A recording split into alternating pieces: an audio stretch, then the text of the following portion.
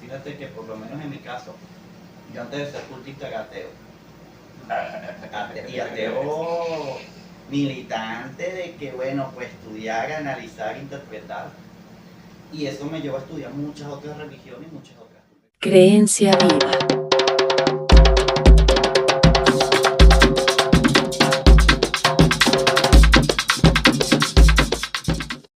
Yo estaba metido en diferentes cosas, diferentes problemas, diferentes vainas, que no tenía respuesta de cómo salir de tantos problemas y de tantas situaciones donde yo estaba. Y la conseguí en el refugio de las espiritualidades, pues, en los consejos, en las situaciones, en los rituales, en todo lo que ellos me aportaron a mí en mi vida para que eso cambiara, pues, para que cambiara todo el preámbulo de vida que yo traía previamente y fuera nuevamente potenciado, pero o sea, que ya yo empezara a creer en mí, que pudiera pensar de que podía cambiar mi vida, pues en ese sentido. Y para ti, ¿y tú no tampoco? No, yo tampoco nací dentro del culto. En mi caso fue buscar la respuesta a preguntas que no encontré respuesta en otro lado. Entonces, claro, la curiosidad, fíjate que por lo menos en mi caso, yo antes de ser cultista era ateo.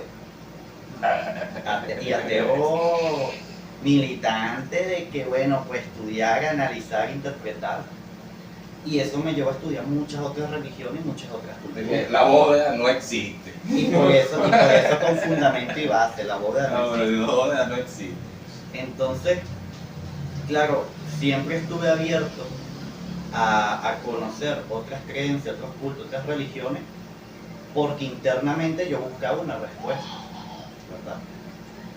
Entonces, claro, no estaba cerrado a que solamente mi respuesta podía venir, por poner un ejemplo, de la parte científica, sino que yo estaba abierto a decir, bueno, o sea, de donde venga esa respuesta, bienvenida sea.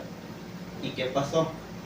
Que una serie de eventos y casualidades me llevaron a conocer personas que eran cultistas, que fueron abiertos en el hecho de permitirme ver esa cultura, ver ese estilo de vida que ellos llevaban, conocer pues su práctica, su manera, las espiritualidades y demás, y a mí se me destapó o se me respondió esa pregunta, pero me surgieron 1001 preguntas más.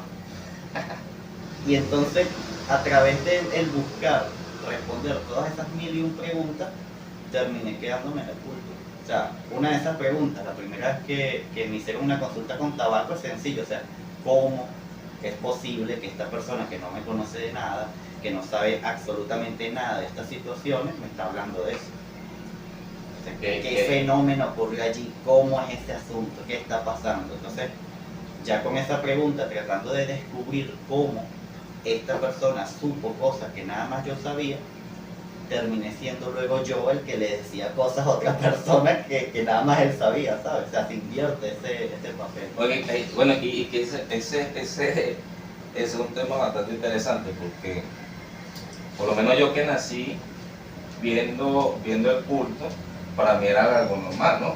De que una persona agarrara una carta o se fumara un tabaco y le hiciera una lectura de su vida a la persona. Para mí era normal. De hecho, mi primer tabaco me lo fumé a los 7 años. Ahorita dicen, después la gente dice, coño, los chamitos, pero es que en esos tiempos era así. Claro. Era muy cerrado, sí, ciertamente, pero era así, ¿no? Pero para mí era normal. De hecho, mi primera carta me la dieron, sí, igual a los 7 años. Dame mi primer tabaco, me dijeron, aquí está tu carta. ¿Me entiendes? Y familiarízate. Y, ajá, ¿y cómo hago esto? No, déjate llevar.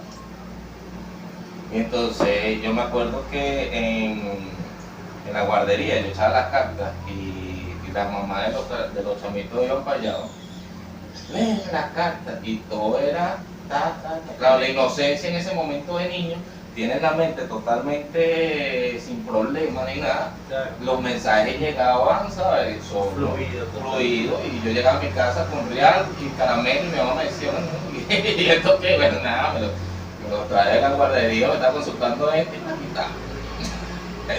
Claro. Pero la curiosidad mía siempre eso, porque el despertar del interés, como lo está diciendo tú, de la persona y que yo no lo comprendo, ¿no? Porque yo digo, Claro, es algo normal, para ustedes como que esta primera persona... Ahí está el tema, pues no es tanto la pregunta de cómo uno llega al culto, sino el por qué te mantienes en el culto, porque hay gente que viene, busca la solución, se la da y se fue, ya más nunca. Sí.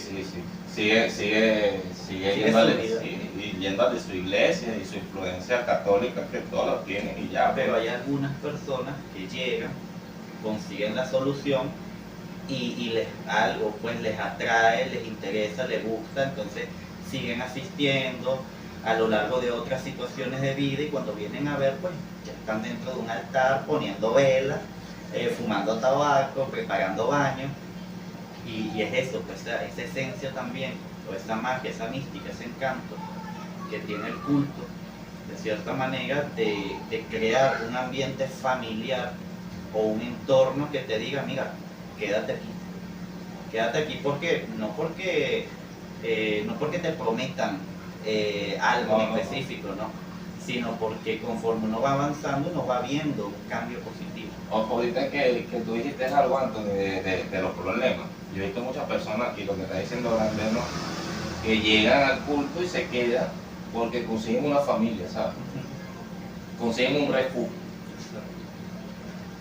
tanto espiritual como terrenal. Bueno, sabemos que hay mucha gente que hay casas que, bueno, lamentablemente no llevan la guía como debe de ser. Casas disfuncionales. Sí, pero hay otros que se quedan, pues porque por lo menos los grupos que tengo yo me llaman, mira, tengo este problema, oye, todo este problema, y yo los aconsejo normal, como amigo, como familia, ¿sabes? Como hermano espiritual los consigo normal. No sé si fue el mismo caso contigo, ¿no? De que llega ese primer encuentro y te dan esa primera consulta y te parten la cara y te dicen, ¿qué diablo es esta? Claro, sí, es que con la primera espiritualidad con la que yo me encuentro es con Don Nicanor Ochoa, pues que yo ni siquiera creía en eso, pues yo pensaba que eso era algo irreal, pues que yo pensaba que eso era algo que no existía, que no era posible, pues. Y no creía en eso y llegué el momento y el punto de que mi mamá me invitó para esa sesión espiritual y yo me encontré con esa espiritualidad. Y en ese contexto nadie sabía qué hacía yo, nadie sabía qué vivía yo, nadie sabía porque yo tenía poco contacto con mi familia de este lado, pues de la parte de mi papá.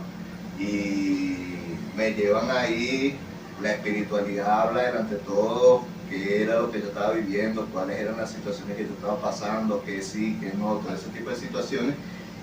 Y bueno, ya después él me dice que me da varios consejos y me dice que esperara para hablar con la espiritualidad de Ismael Sánchez, que en sí fue la espiritualidad que salvó mi vida, pues en ese contexto de ella.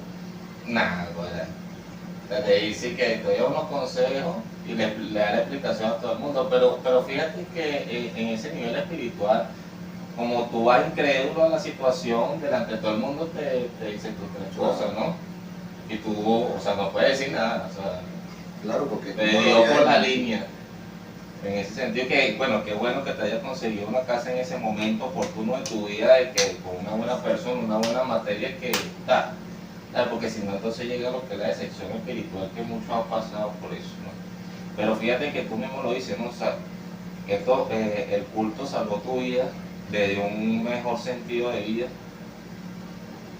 pero aquellas personas que dentro del culto profesan lo que no es, le dañan la vida también a la persona, porque eso hay que decirlo también, ¿no? O sea, no vamos a caer a mentir, entonces van buscando una salvación, una ayuda y las personas quedan más decepcionadas, con más problemas en su camino y que hasta muchas veces, como lo conversé en un live, lo conversamos en un live una vez, hasta la misma persona puede llegar y perder su vida por ya decepciones.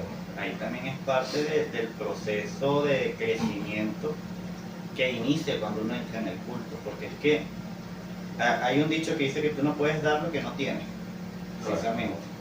Entonces, la única manera de ti, como materia, que luego pasa a ser un guía, dar, ponte tú, buenos consejos, una buena enseñanza, un buen ejemplo, es serlo, pues ya vivir eso.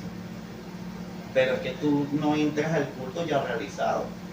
O sea, hay un proceso de construcción, de ayuda, de orientación, de guía, que te lleva a ese punto, precisamente. Entonces, obviamente, si yo soy una mala persona, yo no puedo edificar personas buenas. No. Entonces, ahí es donde estamos al debate de que no todo el mundo merece ser guía, así de sencillo. O sea, puede ser el brujo más brujo, pero si tu vida es un desastre, cónchale, tienes una carencia muy grande, porque cómo tú vas a estar, o sea, con qué ejemplos o con qué moral tú vas a dar buenos consejos si tú no sigues ninguno de esos y no crees en esos buenos consejos. Exactamente. Por eso los espíritus primero te ayudan a ti, te salvan a ti, te dan consejos a ti, te orientan a ti, todo eso, y ya cuando te llevan a un punto, dicen, bueno, ahora estás preparado para empezar a hacer lo mismo porque te sacamos de una situación negativa, ¿verdad?, hacia algo positivo. Entonces tú sabes mejor que nadie qué es vivir en esa situación negativa, y tú sabrás mejor que nadie, serás ejemplo para el mundo de que se puede salir de allí, Pero de que se puede crecer, de que se puede tener de repente. Hay gente que llega y, como tú dices, no tienen una familia y encuentran en el culto una familia, y conforme van avanzando de repente conocen una buena mujer, tienen hijos, pasan a la educación, se vuelven padres y madres de familia. Entonces, claro, ahí esa persona mira hacia atrás y dice, bueno, yo vengo de estar completamente solo en la vida y ahora soy un hombre, una mujer de hogar con mi familia, respetable, honrado, y puedo predicar con el ejemplo. lo que pasa es que, bueno, es un tema que se vincula un poquito, bueno, pero se vincula un poquito de lo que estamos tratando, ¿no? Pero es complicado, porque muchas personas también de que terrenalmente no son buenos guías. Y bueno, se aferran a recibir una espiritualidad porque venga a darle los consejos, ayudar a los demás, pero ellos no reciben esos consejos. Entonces ahí tú ves ese fallo. Claro, porque Ese fallo porque, cuando termina la sesión, cuando se termina la automáticamente pasa algo. Que Exacto. nos vamos a sentar todos a hablar de la sesión. Exacto. Entonces el espíritu pudo haber dado excelentes consejos, pero si después de la sesión, que yo voy como ahijado o como iniciado o como paciente y le pregunto al banco, hermano, ¿qué fue lo que me dijo el espíritu? Y si el banco no sabe interpretar o no le da el interés, la importancia de esos consejos, él es el que me va a hablar a mí, me va a refrescar la memoria, y a lo mejor lo que me va a decir es hacia otra dirección, no hacia lo que el espíritu me dijo.